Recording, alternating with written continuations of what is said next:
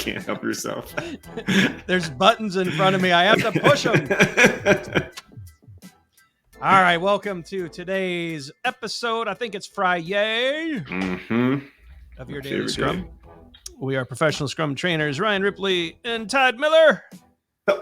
We bring a daily show to you to help you do Scrum a little bit better each and every day. We wrote a book called Fixing Your Scrum to show you, I don't know, Todd, it's about 100 different stories and anti-patterns and nonsense that we've done over the past 20 years so that the people out there who read the book, they don't repeat our mistakes.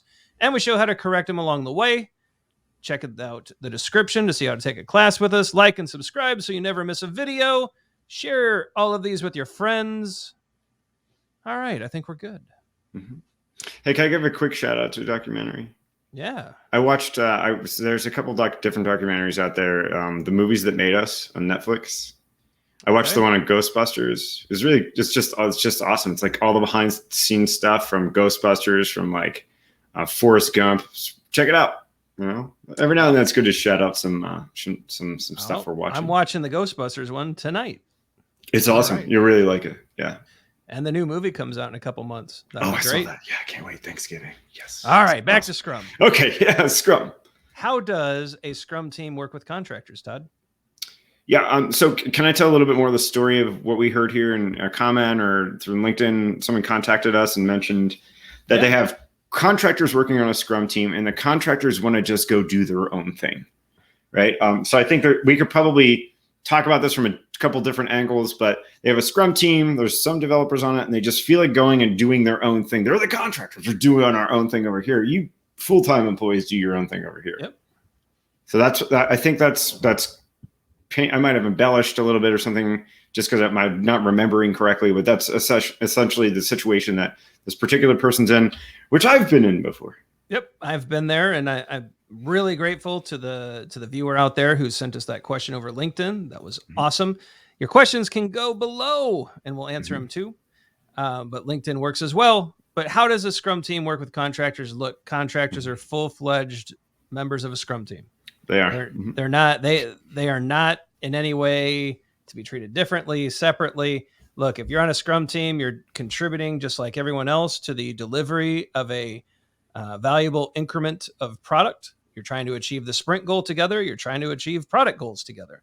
And so this kind of separation, I understand it from a legal HR perspective. There are certain laws that we don't want contractors to appear too much like full-time employees because that bleeds into benefits and legal issues. Aside from all that, check with your local laws and rules and regulations in HR.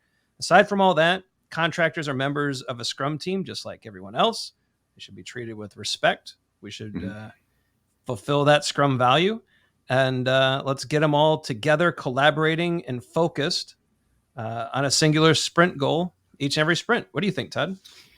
I think that conversely, if you're a contractor, act like a team member, right? Yeah. I think you and I have talked at length, having been consultants before in places and being treated like second-class citizens. Yep. That's no way to treat people, right? Like if that's your company culture to treat contractors like second-class citizens, then it needs to change. That's just, you're talking about human beings. And from a contractor perspective, if you just want to go off and do your own thing because maybe you're incentivized by your consulting firm or something like that to pump out work or something like that, that's not right either, right? So I feel like there are these like things right now between consulting agencies and between companies. And what it comes down to is it comes down to really archaic contracts that we're building in the wrong things to measure success. Yeah. And this is a Scrum Master. You got your work cut out for you because this is years and years of unwinding stuff, right? There are consulting companies that are willing to work with you, willing to be in the battle with you, willing to be in the trenches with you, willing to talk about the right things and operate in openness. There's some that don't. Todd, we like cake. Would you agree? We like cake. I love cake and cake and cookies.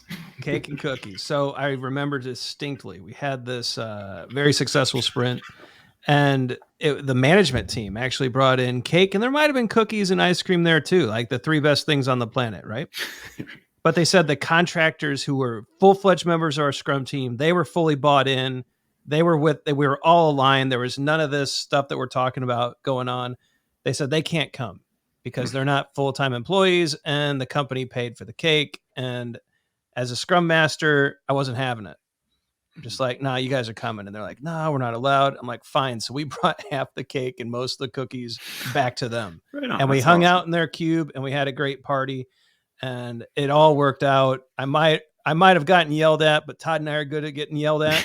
Yeah, But I'll tell you what, those contractors were bought in for life. And actually they were, I think they actually ended up becoming full-time employees later on. But it was just one of those that, nah, we're not going to, there are no laws being broken by contractors having cake and cookies. Yeah. Right.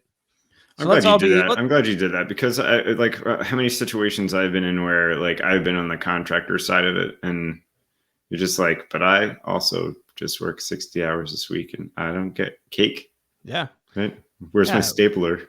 Exactly. Office space preference. So how does a Scrum team work with contractors? We work collaboratively. We work to increase the transparency of our product backlog, of our increment, of our artifacts. We do all the great Scrum things that we know we're supposed to do.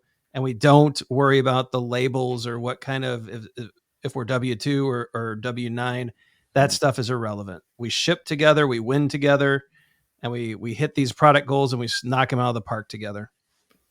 Agree 100%. All right. That means it is time for the end screen. The end screen. You know, all of this talk about cake and cookies and ice cream, I'm hungry, man. So let's get through this quick. Like and subscribe. Share the podcast. Share the video. Share the YouTube with your friends. The numbers keep going up. You keep sharing. We promised at 10,000 subscribers, merch.